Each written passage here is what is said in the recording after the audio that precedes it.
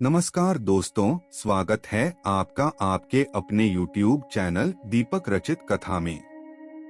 हिंदू धर्म में है अंतिम संस्कार के कई नियम, इनका पालन करने से आत्मा को मिलती है शांति। हिंदू धर्म में मृत्यु पश्चात अंतिम संस्कार के कई नियम होते हैं। इन नियमों का पालन करने पर मृतक की आत्मा को शांति मिलती है।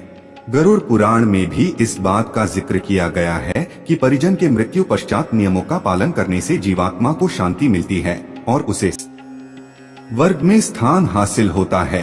नमस्कार दोस्तों, आपका स्वागत है मेरे चैनल पर। ऐसी और वीडियो देखने के लिए चैनल को सब्सक्राइब और वीडियो को लाइक करें। मृत्यु जीवन का अंतिम और अटल सत्य है जिसे कोई टाल नहीं सकता है। जिसने जन्म लिया है उसकी मृत्यु अटल है और मृत्यु के बाद उसका पुण्य जन्म भी निश्चय है। इस कथन को श्री कृष्णा द्वारा गीता में कहा गया है। श्री कृष्णा के अनुसार जीवन और मृत्यु एक चक्र के समान है जिससे हर को गुजरना पड़ता है। गीता के अनुसार मृत्यु के बाद जीवन का नया आरंभ होता है, इसलिए परिजन की मृत्यु पश्चात अंतिम संस्कार के नियम का पालन किया जाता है जिससे जीवात्मा को मरणोपरांत स्वर्ग और अगले जन्म में उत्तम शरीर की प्राप्ति हो। हिंदू धर्म में जन्म से लेकर मृत्यु तक कुल 16 संस्कार होते हैं। इनमें मृत्यु आखिरी यानी 16वां संस्कार होता है। मृत्यु संस्कार में मृतक की विदाई, दाह संस्कार और आत्मा की शांति के लिए कई रीति रिवाज व नियम होते हैं। शास्त्रों में भी अंतिम संस्कार के नियमों का उल्लेख किया गया है। माना जाता है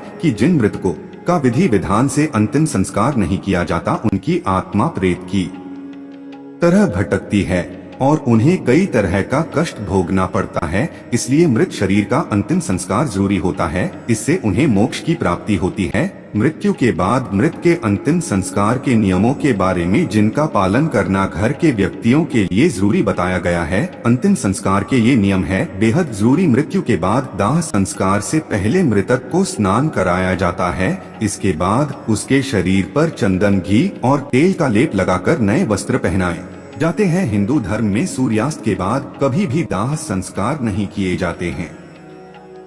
माना है कि जिस व्यक्ति का अंतिम संस्कार सूर्यास्त के बाद होता है उसकी आत्मा परलोक में भटकती है। जो व्यक्ति शव को अग्नि देता है इसे छेद किए हुए मटके में पानी भरकर शव की परिक्रमा करनी होती है और इसके बाद मटका फोड़ दिया जाता है। ऐसा करने से मृतक के साथ उसका मोह खत्म होता है। अंतिम संस्कार के समय मृत व्यक्ति के पुरुष परिजन मुंडन कराते हैं।